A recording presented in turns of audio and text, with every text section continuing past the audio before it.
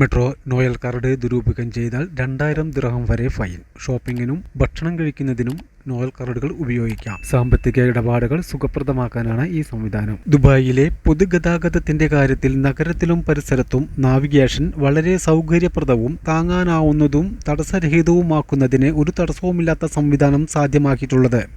Noel card പുറത്തിറക്കിയതിലൂടെ Dubai സർക്കാർ ഒരു വിപ്ലവകരമായ നീക്കം നടത്തി. ഇത് താമസക്കാർക്കും വിനോദസഞ്ചാരികൾക്കും പൊതുഗതാഗതം ഉപയോഗിക്കുന്ന രീതിയെ മെച്ചപ്പെടുത്തി. ഷോപ്പിങ്ങിനും ഭക്ഷണം കഴിക്കുന്നതിനും നോയൽ കാർഡുകൾ ഉപയോഗിക്കാം.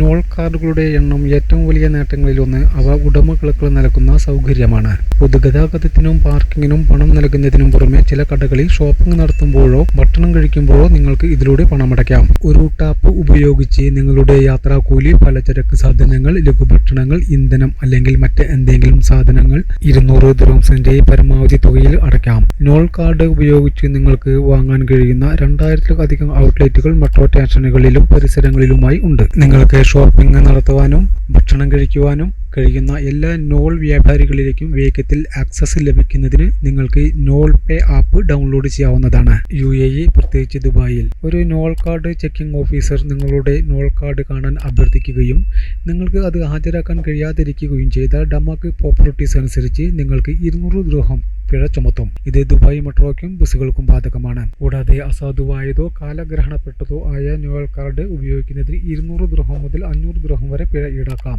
നിരോധിത പ്രദേശങ്ങളിൽ ഭക്ഷണം കഴിക്കുകയോ കുടിക്കുകയോ ചെയ്താൽ 100 ദിർഹംസും, അടിയന്തര എക്സിറ്റുകൾ ദുരുപയോഗം ചെയ്താൽ 2000 ദിർഹംസും, തെറ്റായ ക്യാബിനിൽ പ്രവേശിക്കുമ്പോൾ 100 ദിർഹവും, അനുമതിയില്ലാതെ നോയൽ കാർഡുകൾ വിൽക്കുന്നതിനും ടൈം ഔട്ട് ദുബായ് പ്രകാരം 200 ദിർഹംസുമാണ് പിഴ.